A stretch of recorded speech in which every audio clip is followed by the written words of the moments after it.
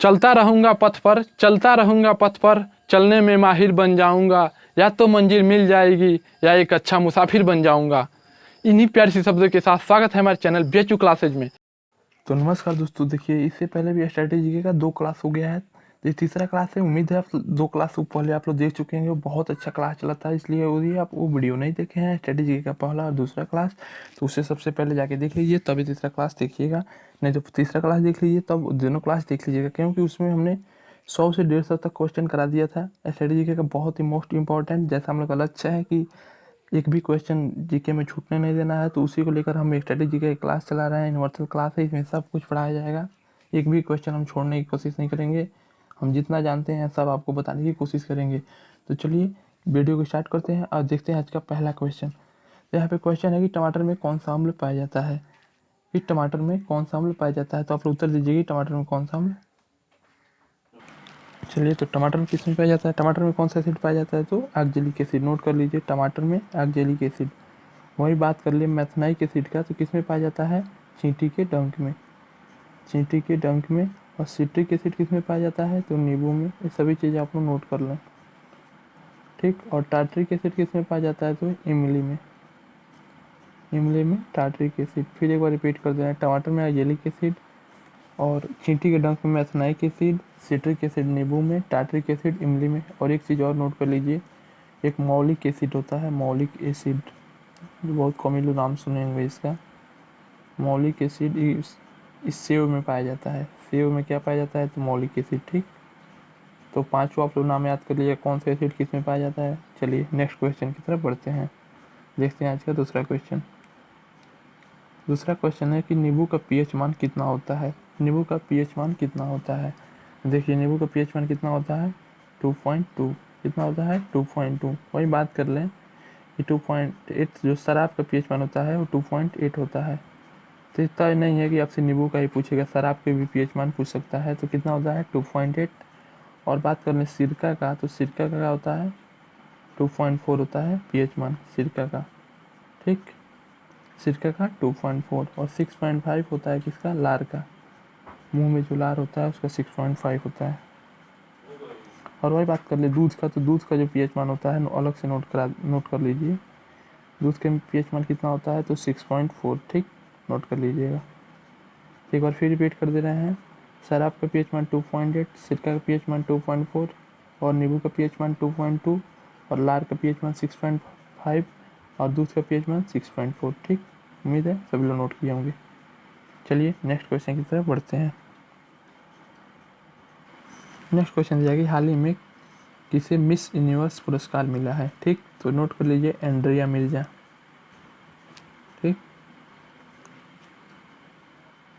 किसे miss universe का पुरस्कार मिला है, तो एंड्रिया मिर्जा को। कहाँ की हैं, तो कहाँ की हैं, नोट कर लीजिए, मैक्सिको की। एंड्रिया मिर्जा को क्या मिला है, मिस यूनिवर्स पुरस्कार, मैक्सिको की ये हैं, ठीक। चलिए अब 2-3 और क्वेश्चन है उनको हम बता देते हैं, तो आप लोग से जरूर नोट कर लीजिएगा, जो पुरस्कार से संबंधित बहुत ही इंपॉर्टेंट क्वेश्चन है। ये देखिए, डेविड ह्यूफ हैं, उन्हें अंतर्राष्ट्रीय बुकर पुरस्कार मिला है। नोट कर लीजिए, अंतर्राष्ट्रीय बुकर पुरस्कार मिला है, ठीक। नोट कर लीजिए। चलिए अब 2-3 हम जो लिखवा रहे हैं उसे आप जरूर नोट कर लीजिए, उसके बाद हम लोग आगे बढ़ेंगे। देखिए नोट कर लीजिए, हाल ही में थंगनाम धमाली सिंह को मिला है, थंगनाम धमाली सिंह को मिला है। थंगनाम धमाली सिंह नाम पहले नोट कर लीजिए, थंगनाम धमाली सिंह को मिला है आर्डर ऑफ राइजिंग सन पुरस्कार। आर्डर ऑफ राइजिंग सन किसको मिला है, थंगनाम धमाली। जो आर्डर ऑफ राइजिंग सन पुरस्कार है वो जापान का बहुत बड़ा पुरस्कार है, किन्हें मिला है, थंगनाम धमाली सिंह को मिला है, ठीक। आप इसे नोट कर लीजिए। फिर देख लीजिए, सुभाष चंद्र बोस पुरस्कार मिला है राजेंद्र कुमार भंडारी को। राजेंद्र कुमार भंडारी को क्या मिला है, सुभाष चंद्र बोस पुरस्कार। एक करेंट का क्वेश्चन है, तो नोट कर लीजिए, राजेंद्र कुमार भंडारी को मिला है सुभाष चंद्र बोस पुरस्कार, ठीक। आगे नोट कर लीजिए, युवा वैज्ञानिक पुरस्कार मिला है। युवा वैज्ञानिक पुरस्कार मिला है किसे, युवा वैज्ञानिक पुरस्कार मिला है शुभ्रा शर्मा। शुभ्रा शर्मा को युवा वैज्ञानिक पुरस्कार मिला है। नोट कर लीजिए। चलिए ठीक है, आगे नोट कर लीजिए, पुलित्जर पुरस्कार मिला है, जो पत्रकारिता के क्षेत्र में सबसे बड़ा पुरस्कार है। पुलित्जर पुरस्कार मिला है कि 2021 का किसे मिला है, मेघा। पुलित्जर जो मिला है वो मेघा राजगोपालन को मिला है। मेघा राजगोपालन को मिला है। पुलित्जर पुरस्कार एक बार और नोट कर लीजिए, पुलित्जर पुरस्कार किसे, मेघा राजगोपालन को मिला है। ठीक, चलिए आगे देख लेते हैं। आगे देखिए, अंतर्राष्ट्रीय बुकर पुरस्कार किसे मिला है, तो डेविड ह्यूम को आप जानते ही हैं। चलिए और एक दो इम्पोर्टेंट है वो भी नोट कर लीजिए। मिस इंडिया पुरस्कार किसे मिला है, मिस इंडिया पुरस्कार नोट कर लीजिए। मिस इंडिया पुरस्कार मानसा वाराणसी को मिला है। मानसा वाराणसी उनका नाम है, कहाँ की है, तेलंगाना की है। नोट याद रखिएगा, ये नहीं कि वाराणसी आ गया उनके नाम में तो वाराणसी के हैं। मानसा वाराणसी को मिला है मिस इंडिया पुरस्कार। ठीक, कहाँ की है, तो तेलंगाना की है।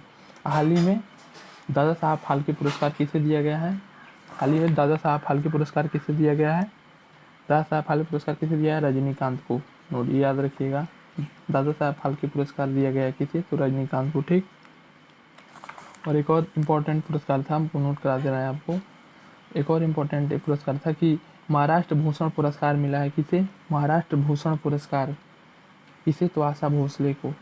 महाराष्ट्र भूषण पुरस्कार, ठीक, आशा भोसले को मिला है। चमेली देवी पुरस्कार नोट कर लीजिए, ये भी पत्रकारिता के क्षेत्र में दिया जाता है। चमेली देवी पुरस्कार, चमेली देवी पुरस्कार किसे मिला है, तो नीतू सिंह को। ठीक, चमेली देवी पुरस्कार किसे मिला है, तो नीतू सिंह को। ठीक, चलिए हाल ही में tree city of the world किसे चुना गया है, तो हैदराबाद को। मान लीजिए आ जाए कि tree city of the world किसे चुना गया है, तो और ऑप्शन दे दे बेंगलुरु, मुंबई, दिल्ली, हैदराबाद, तो किसे चुना गया है, हैदराबाद को। ठीक, चलिए एक और देखिए, लीडरशिप अवार्ड मिला है किसे, तो सोनू सूद को। और नोट करना हो तो ज़रूर नोट कर लीजिएगा। और एक चीज़ और याद रखिएगा कि हाल ही में विजय हजारे ट्रॉफी खेला गया था, वो किससे संबंधित है, विजय हजारे ट्रॉफी। विजय हजारे ट्रॉफी, उसका विजेता कौन है भी बताइए। विजय हजारे ट्रॉफी क्रिकेट से संबंधित है। ठीक, और उसे महाराष्ट्र ने जीता था, मुंबई जो था वो उसका विजेता था, और उप विजेता यूपी था। याद रखिएगा, विजय हजारे ट्रॉफी।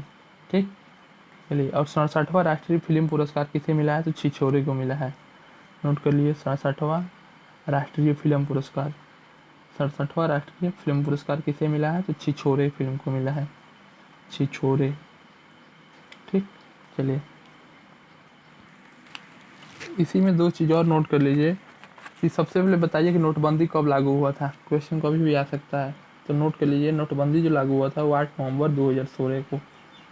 ठीक, बहुत बड़ा कदम था, इसीलिए सरकार का कभी डेट भी पूछा जा सकता है कि नोटबंदी कब लागू हुआ था, तो फिर 8 नवंबर 2016 को। और जम्मू कश्मीर जो था वो केंद्र शासित प्रदेश कब बना है हाल ही में, तो वो भी नोट कर लीजिए, 31 अक्टूबर 2019 को।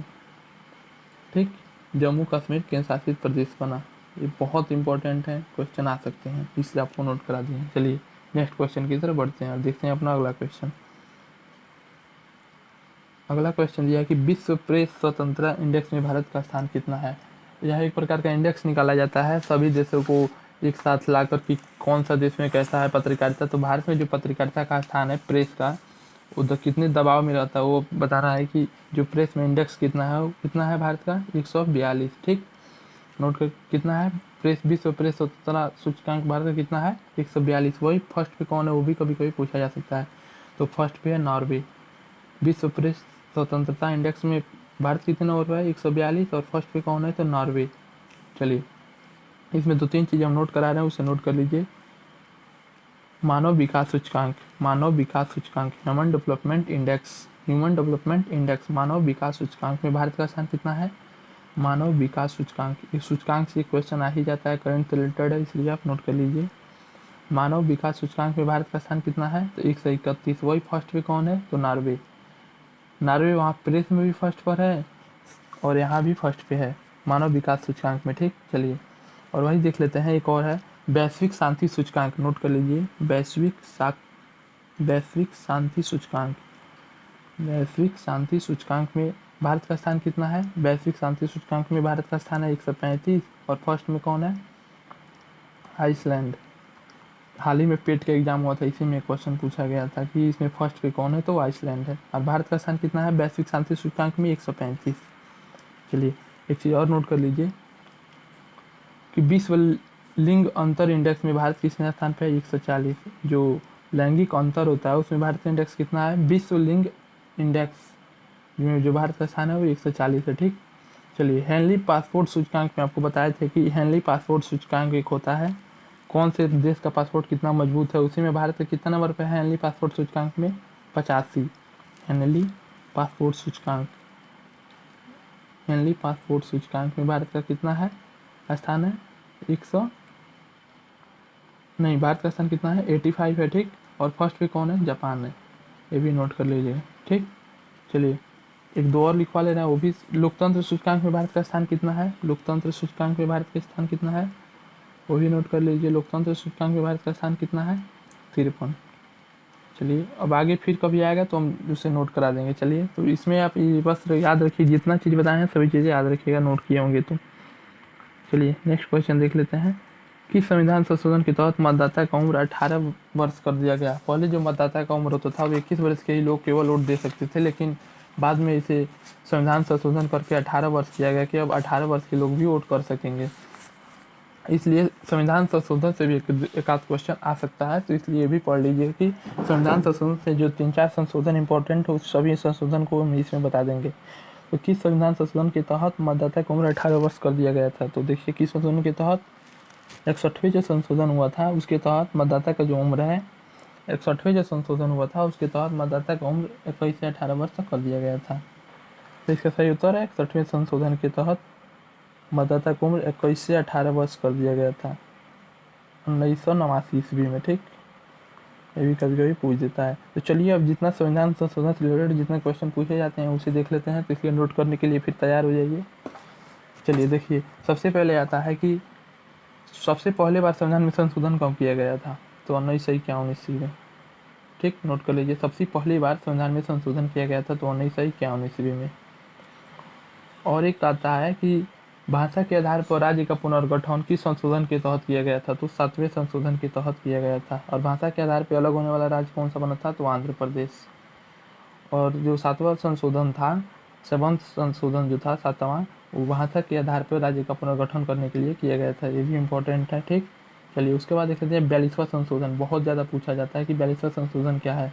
तो 42वां संशोधन जो था वो 1976 में किया गया था और उससे मौलिक कर्तव्य जोड़ा गया था, ठीक। मौलिक कर्तव्य को जोड़ा गया था।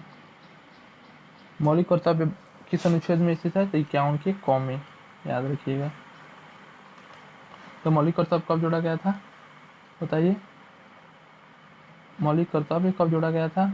तो 42वें संशोधन में 1976 में मौलिक कर्तव्य को जोड़ा गया था। टोटल कितने मौलिक कर्तव्य हैं आप सभी लोग बताइए हमें कि मौलिक कर्तव्य कितने हैं। यदि आप पॉलिटी की क्लास अच्छा से लिए हैं तो आप सभी लोग बता देंगे मौलिक कर्तव्य टोटल कितने हैं। चलिए, तो आप देख लीजिए, 42वां संशोधन पढ़ लिए हम लोग, 61वां संशोधन पढ़ लिए, पहला संशोधन कब हुआ था ये भी पढ़ लिए, 7वां संशोधन भी पढ़ लिए। अब देखते हैं 44वां संशोधन हुआ था, ठीक। ये 1978 ईस्वी में हुआ था। इसमें संपत्ति के अधिकार को खत्म कर दिया गया था। जो पहले मौलिक अधिकार में संपत्ति का अधिकार भी था उसे खत्म कर दिया गया और इसे कानूनी रूप दे दिया गया, ठीक। और एक तो याद रखिएगा कौन सा संशोधन के तहत? 44वां और 42वां में बहुत ज़्यादा कंफ्यूज है। 42वां संशोधन जो होता है वो मौलिक कर्तव्य से रिलेटेड है और 40वां संशोधन जो है संपत्ति के अधिकार से रिलेटेड है, ठीक। देखिए, अब एक हुआ था 73वां संशोधन, पंचायती राज, 1992-93 में हुआ था। पंचायती राज से रिलेटेड है, याद बस इतना याद रखिएगा, पंचायती राज, ठीक। जो 73वां संशोधन हुआ था वो पंचायती राज से रिलेटेड था। और एक हुआ था 69वां संशोधन। तो जो 69वां संशोधन था वो दिल्ली को राष्ट्रीय राजधानी के रूप में कहा गया कि अब दिल्ली ये राष्ट्रीय राजधानी है, तो उसमें दिल्ली को राष्ट्रीय राजधानी घोषित किया गया, ठीक।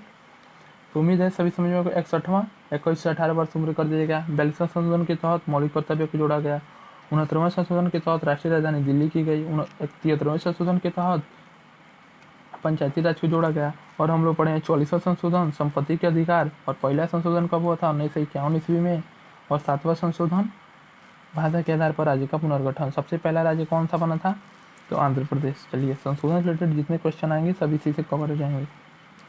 चलिए, अब आते हैं थोड़ा सा जनसंख्या। पिछले साल इसे क्वेश्चन पूछा गया था कि जो जनसंख्या था उससे रिलेटेड एक क्वेश्चन पूछा गया था, तो इसमें हम थोड़ा सा बता दे रहे हैं। एक सेपरेट वीडियो लाएंगे उसके लिए, जिनसे केवल इसमें जनसंख्या से रिलेटेड जितने भी क्वेश्चन पूछे जाते हैं सब उसमें हम लोग कवर करेंगे। तो देखिए, इसमें पूछा गया है कि न्यूनतम जनसंख्या वाला केंद्र शासित प्रदेश कौन सा है? तो न्यूनतम जनसंख्या वाला केंद्र शासित प्रदेश कौन सा है? तो लक्षद्वीप है। तो यहाँ पे सबसे कम जनसंख्या है, ठीक। लक्षद्वीप है जो सबसे कम जनसंख्या की दृष्टि से सबसे छोटा राज्य भी है, ठीक। और यहाँ पे सबसे केंद्र शासित ऐसा केंद्र शासित प्रदेश है जहाँ सबसे ज़्यादा एसटी निवास करते हैं। केंद्र शासित प्रदेश की बात करते हैं, केवल हम राज्य की बात नहीं कर रहे हैं, केंद्र शासित प्रदेश की बात कर रहे हैं, ठीक। जम्मू कश्मीर का गठन कब हुआ था? हाल ही में, इसके पहले हमने बताया है, ठीक। याद रखिएगा जरूर, जम्मू कश्मीर का गठन कब हुआ था केंद्र शासित प्रदेश के रूप में? 31 अक्टूबर 2019 को, याद रखिएगा, इंपॉर्टेंट है। चलिए एक सेपरेट वीडियो लाएंगे जिसमें सारा जनसंख्या से रिलेटेड जितने भी क्वेश्चन होते हैं सारे को हम लोग कवर करेंगे। जैसे कि जो 2011 में जो जनगणना हुई, कौमी जनगणना थी, तो 15वीं जनगणना थी। इस सभी चीज़ों के बारे में हम लोग बात करेंगे। और स्वतंत्रता के बाद 7वीं जनगणना थी, 2011 की जनगणना, लेकिन जब से जनगणना होती उसकी 15वीं जनगणना थी, स्वतंत्रता के बाद 7वीं जनगणना थी। अब जो जनगणना होगा वो 16वीं जनगणना होगी और जनसंख्या के बाद 8वीं जनगणना होगी, ठीक। और सबसे पहले किसने स्टार्ट किया था? तो लॉर्ड मेयो ने स्टार्ट किया था। और जो लगातार किसके शासनकाल के बाद से, किस लॉर्ड के शासनकाल के बाद से जो जनसंख्या के जनगणना स्टार्ट हुआ था, तो लॉर्ड रिपन से लगातार जनगणना स्टार्ट हो गया था। लॉर्ड रिपन, नोट कर लीजिएगा। चलिए एक हम सेपरेट वीडियो लाएंगे जिसमें सभी प्रकार से जितने भी क्वेश्चन पूछे जाते हैं, जल्दी उम्मीद करते हैं कि वो वीडियो हम आपको देंगे, तो सारे जनसंख्या से, जनगणना से रिलेटेड जितने भी क्वेश्चन है सारे उस वीडियो से कवर हो जाएंगे। इसलिए आपको कहीं दूसरी जगह पढ़ने की जरूरत नहीं है, बहुत जल्दी ला रहे हैं उस वीडियो को। चलिए नेक्स्ट क्वेश्चन देख लेते हैं। जल में घुलनशील विटामिन है, तो जल में घुलनशील विटामिन कौन है बताइए?